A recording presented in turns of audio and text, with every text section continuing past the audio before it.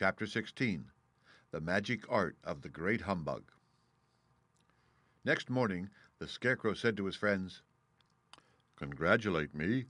I'm going to Oz to get my brains at last. When I return, I shall be as other men are." "I have always liked you as you were," said Dorothy simply. "It is kind of you to like a Scarecrow," he replied. "But surely you will think more of me when you hear the splendid thoughts my new brain is going to turn out." Then he said good-bye to them all in a cheerful voice, and went to the throne-room, where he rapped upon the door. "Come in," said Oz. The Scarecrow went in and found the little man sitting down by the window, engaged in deep thought. "I have come for my brains," remarked the Scarecrow a little uneasily. "Oh, yes. Sit down in that chair, please," replied Oz. "You must excuse me for taking your head off, but I shall have to do it in order to put your brains in their proper place." "That's all right," said the Scarecrow. "You are quite welcome to take my head off, as long as it will be a better one when you put it on again." So the wizard unfastened his head and emptied out the straw. Then he entered the back room and took up a measure of bran, which he mixed with a great many pins and needles, and having shaken them together thoroughly, he filled the top of the Scarecrow's head with the mixture, and stuffed the rest of the space with straw to hold it in place. When he had fastened the Scarecrow's head on his body again, he said to him, "Hereafter you will be a great man, for I have given you a lot of brand-new brains." The Scarecrow was both pleased and proud at the fulfillment of his greatest wish, and having thanked Oz warmly, he went back to his friends. Dorothy looked at him curiously. His head was quite bulged out at the top with brains. "How do you feel?" she asked. "I feel wise indeed," he answered earnestly. "When I get used to my brains, I shall know everything." "Why are those needles and pins sticking out of your head?" asked the Tin Woodman. "That is proof that he is sharp," remarked the Lion. "Well, I must go to Oz and get my heart," said the Woodman. So he walked to the throne-room and knocked at the door. "Come in," called Oz, and the Woodman entered and said, "I have come for my heart." "Very well," answered the little man. "But I shall have to cut a hole in your breast so I can put your heart in the right place. I hope it won't hurt you." "Oh, no," answered the Woodman. "I shall not feel it at all." So Oz brought a pair of tinsmith's shears and cut a small square hole in the left side of the Tin Woodman's breast. Then, going to a chest of drawers, he took out a pretty heart made entirely of silk and stuffed with sawdust. "Isn't it a beauty?" he asked. "It is indeed," replied the Woodman, who was greatly pleased. "But is it a kind heart?" "Oh, very," answered Oz. He put the heart in the Woodman's breast, and then replaced the square of tin, soldering it neatly together where it had been cut. "There," said he. "Now you have a heart that any man might be proud of. I'm sorry I had to put a patch on your breast, but it really couldn't be helped." "Never mind the patch," exclaimed the happy Woodman. "I am very grateful to you, and shall never forget your kindness." "Oh, don't speak of it," replied Oz. Then the Tin Woodman went back to his friends, who wished him every joy on account of his good fortune. The Lion now walked to the throne-room and knocked at the door. "Come in," said Oz. "I have come for my courage," announced the Lion, entering the room. "Very well," answered the little man. "I will get it for you." He went to a cupboard, and reaching up to a high shelf, took down a square green bottle, the contents of which he poured into a green gold dish, beautifully carved. Placing this before the Cowardly Lion, who sniffed at it as if he did not like it, the wizard said, "Drink." "What is it?" asked the Lion. "Well," answered Oz, "if it were inside you, it would be courage. You know, of course, that courage is always inside one, so this can really not be called courage until you have swallowed it. Therefore, I advise you to drink it as soon as possible." The lion hesitated no longer, but drank till the dish was empty. "How do you feel now?" asked Oz. "Full of courage," replied the lion, who went joyfully back to his friends to tell them of his good fortune. Oz, left to himself, smiled to think of his success in giving the Scarecrow and the Tin Woodman and the lion exactly what they thought they wanted. "How can I help being a humbug," he said, "when all these people make me do things that everybody knows can't be done? It was easy to make the Scarecrow and the lion and the Woodman happy because they imagined I could do anything. But it will take more than imagination to carry Dorothy back to Kansas, and I'm sure I don't know how it can be done." Chapter 17. How the Balloon was Launched. For 3 days Dorothy heard nothing from Oz. These were sad days for the little girl, although her friends were all quite happy and contented. The Scarecrow told them there were wonderful thoughts in his head, but he would not say what they were because he knew no one could understand them but himself. When the Tin Woodman walked about, he felt his heart rattling around in his breast, and he told Dorothy he had discovered it to be a kinder and more tender heart than the one he had owned when he was made of flesh. The lion declared he was afraid of nothing on earth and would gladly face an army or a dozen of the fierce Kalidas. Thus each of the little party was satisfied, except Dorothy, who longed more than ever to get back to Kansas. On the 4th day, to her great joy, Oz sent for her, and when she entered the throne room, he greeted her pleasantly. "Sit down, my dear. I think I have found the way to get you out of this country." "And back to Kansas?" she asked eagerly. "Well, I'm not sure about Kansas," said Oz, "for I haven't the faintest notion which way it lies. But the first thing to do is to cross the desert, and then it should be easy to find your way home." "How can I cross the desert?" she inquired. "Well, I'll tell you what I think," said the little man. "You see, when I came to this country it was in a balloon. You also came through the air, being carried by a cyclone, so I believe the best way to get across the desert will be through the air. Now, it is quite beyond my powers to make a cyclone, but I've been thinking the matter over, and I believe I can make a balloon." "How?" asked Dorothy. "A balloon," said Oz, "is made of silk which is coated with glue to keep the gas in it. I have plenty of silk in the palace, so it will be no trouble to make the balloon. But in all this country there is no gas to fill the balloon with to make it float." "If it won't float," remarked Dorothy, "it will be of no use to us." "True," answered Oz, "but there is another way to make it float, which is to fill it with hot air. Hot air isn't as good as gas, for if the air should get cold, the balloon would come down in the desert, and we should be lost." "We?" exclaimed the girl. "Are you going with me?" "Yes, of course," replied Oz. "I'm tired of being such a humbug. If I should go out of this palace, my people would soon discover I am not a wizard, and then they would be vexed with me for having deceived them. So I have to stay shut up in these rooms all day, and it gets tiresome. I'd much rather go back to Kansas with you and be in a circus again." "I shall be glad to have your company," said Dorothy. "Thank you," he answered. "Now, if you will help me sew the silk together, we will begin to work on our balloon." So Dorothy took a needle and thread, and as fast as Oz cut the strips of silk into proper shape, the girl sewed them neatly together. First there was a strip of light green silk, then a strip of dark green, and then a strip of emerald green, for Oz had a fancy to make the balloon in different shades of the color about them. It took 3 days to sew all the strips together, but when it was finished they had a big bag of green silk, more than 20 feet long. Then Oz painted it on the inside with a coat of thin glue to make it airtight, after which he announced that the balloon was ready. "But we must have a basket to ride in," he said. So he sent the soldier with the green whiskers for a big clothes basket, which he fastened with many ropes to the bottom of the balloon. When it was all ready, Oz sent word to his people that he was going to make a visit to a great brother wizard who lived in the clouds. The news spread rapidly throughout the city, and everyone came to see the wonderful sight.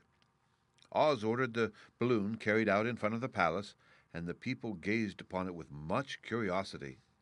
The Tin Woodman had chopped a big pile of wood, and now he made a fire of it, and Oz held the bottom of the balloon over the fire so that the hot air that arose from it would be caught in the silken bag. Gradually the balloon swelled out and rose into the air until finally the basket just touched the ground.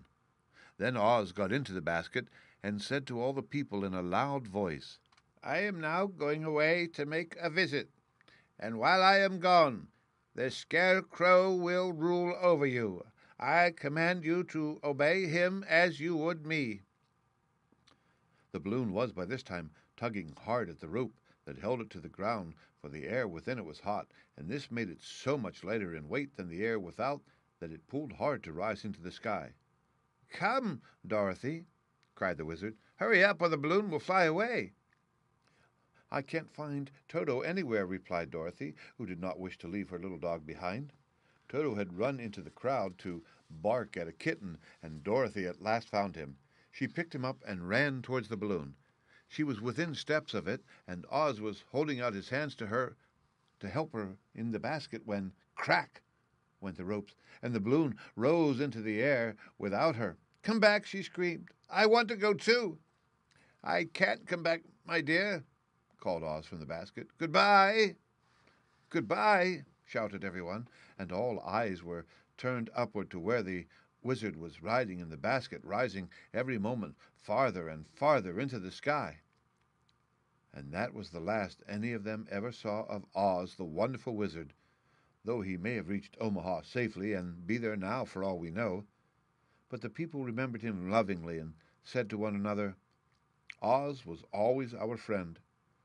When he was here, he built for us this beautiful Emerald City, and now he has gone, he has left the wise Scarecrow to rule over us."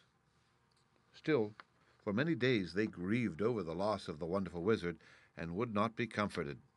Chapter 18. Away to the South.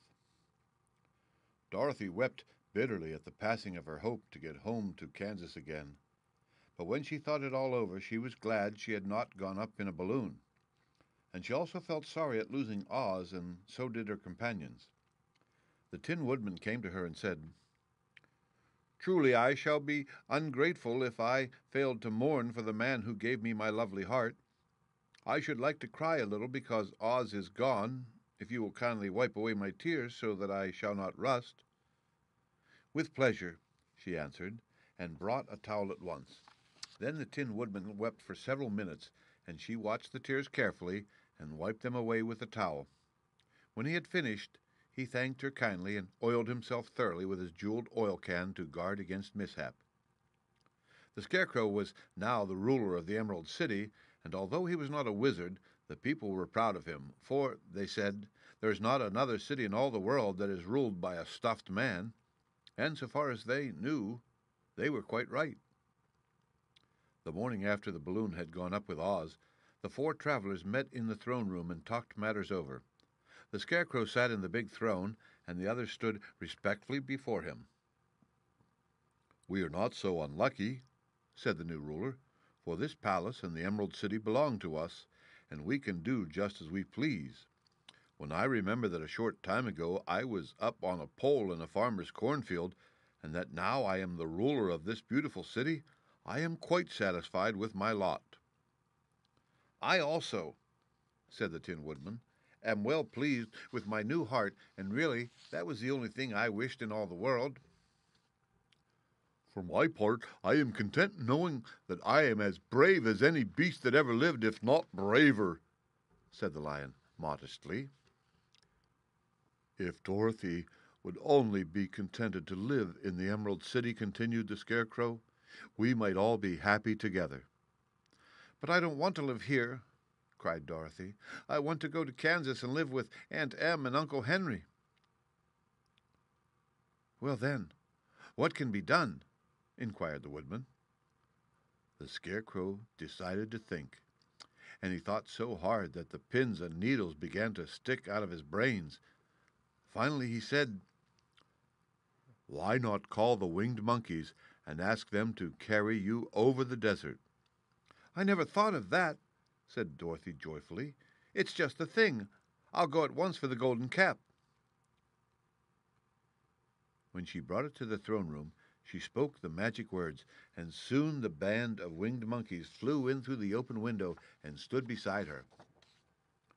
"This is the second time you have called us," said the Monkey King, bowing before the little girl. "What do you wish?" "I want you to fly with me to Kansas," said Dorothy. But the Monkey King shook his head. "That cannot be done," he said. "We belong to this country alone, and cannot leave it. There has never been a winged monkey in Kansas yet, and I suppose there never will be, for they don't belong there. We shall be glad to serve you in any way in our power, but we cannot cross the desert." And with another bow, the Monkey King spread his wings and flew away through the window, followed by all his band. Dorothy was ready to cry with disappointment. "I have wasted the charm of the golden cap to no purpose," she said, "for the winged monkeys cannot help me." "It is certainly too bad," said the tender-hearted woodman. The Scarecrow was thinking again, and his head bulged out so horribly that Dorothy feared it would burst. "Let us call in the soldier with the green whiskers," he said, "and ask his advice." So the soldier was summoned and entered the throne room timidly, for while Oz was alive he never was allowed to come farther than the door. "This little girl," said the Scarecrow to the soldier, "wishes to cross the desert. How can she do so?" "I cannot tell," answered the soldier, "for nobody has ever crossed the desert unless it is Oz himself." "Is there no one who can help me?" asked Dorothy earnestly. "Glinda might," he suggested. "Who is Glinda?" inquired the Scarecrow. "The Witch of the South. She is the most powerful of all the witches and rules over the Quadlings. Besides, her castle stands on the edge of the desert, so she may know a way to cross it." "Glinda is a good witch, isn't she?" asked the child. "The Quadlings think she is good," said the soldier, "and she is kind to everyone. I have heard that Glinda is a beautiful woman who knows how to keep young in spite of the many years she has lived." "How can I get to her castle?" asked Dorothy. "The road is straight to the south," he answered, "but it is said to be full of dangers to travelers. There are wild beasts in the woods and a race of queer men who do not like strangers to cross their country. For this reason, none of the Quadlings ever come to the Emerald City." The soldier then left them, and the Scarecrow said, "It seems, in spite of dangers, that the best thing Dorothy can do is to travel to the land of the South and ask Glinda to help her. For, of course, if Dorothy stays here, she will never get back to Kansas." "You must have been thinking again," remarked the Tin Woodman. "I have," said the Scarecrow. "I shall go with Dorothy," declared the Lion, "for I am tired of your city and long for the woods and the country again. I am really a wild beast, you know. Besides, Dorothy will need someone to protect her." "That is true," agreed the Woodman. "My axe may be of service to her, so I also will go with her to the land of the South." "When shall we start?" asked the Scarecrow. "Are you going?" they asked in surprise. "Certainly. If it wasn't for Dorothy, I should never have had brains. She lifted me from the pole in the cornfield and brought me to the Emerald City.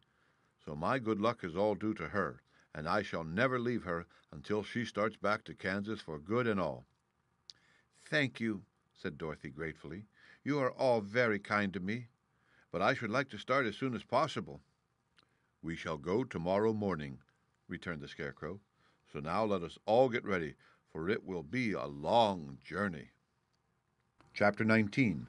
Attacked by the Fighting Trees. The next morning Dorothy kissed the pretty green girl good-bye, and they all shook hands with the soldier with the green whiskers who had walked with them as far as the gate. When the guardian of the gate saw them again, he wondered greatly that they could leave the beautiful city to get into new trouble.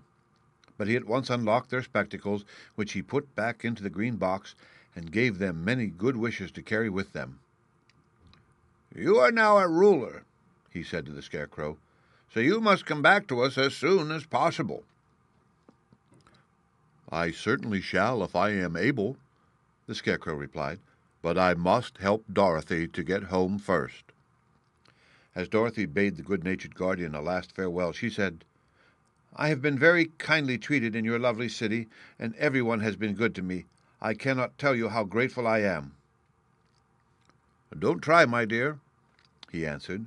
"We should like to keep you with us, but if it is your wish to return to Kansas, I hope you will find a way." He then opened the gate of the outer wall, and they walked forth and started upon their journey.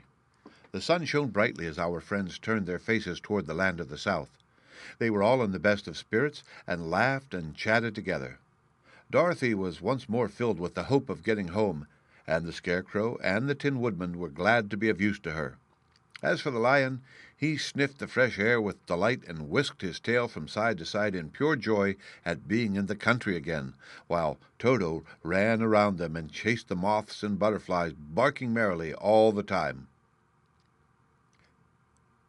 "City life does not agree with me at all," remarked the lion, as they walked along at a brisk pace. "I have lost much flesh since I lived there, and now I am anxious for a chance to show the other beasts how courageous I have grown." They now turned and took a last look at the Emerald City. All they could see was a mass of towers and steeples behind the green walls, and high up above everything the spires and dome of the Palace of Oz. "Oz was not such a bad wizard after all," said the Tin Woodsman as he felt his heart rattling around in his breast. "He knew how to give me brains, and very good brains, too," said the Scarecrow. "If Oz had taken a dose of the same courage he gave me," added the lion, "he would have been a brave man." Dorothy said nothing. Oz had not kept the promise he made her, but he had done his best, so she forgave him. As he said, he was a good man, even if he was a bad wizard. The first day's journey was through the green fields and bright flowers that stretched about the Emerald City on every side.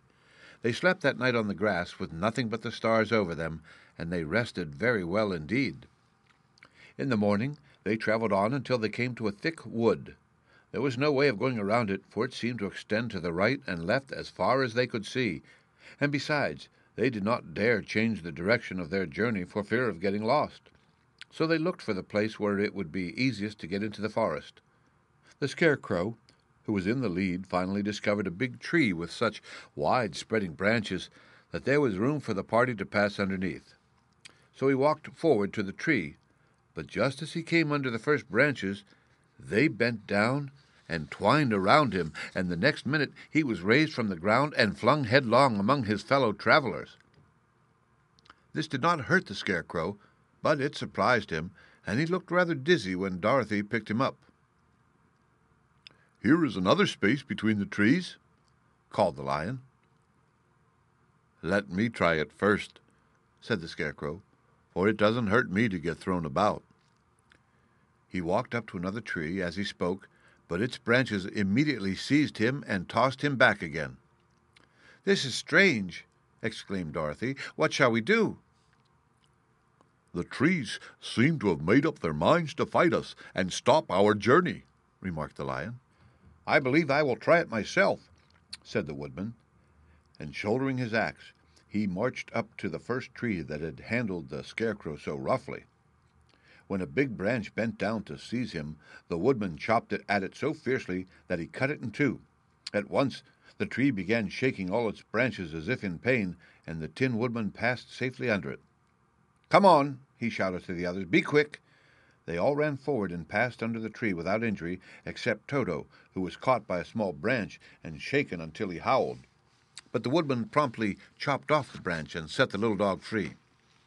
The other trees of the forest did nothing to keep them back, so they made up their minds that only the first row of trees could bend down their branches, and that probably these were the policemen of the forest, and given this wonderful power in order to keep strangers out of it. The four travelers walked with ease through the trees until they came to the farther edge of the wood.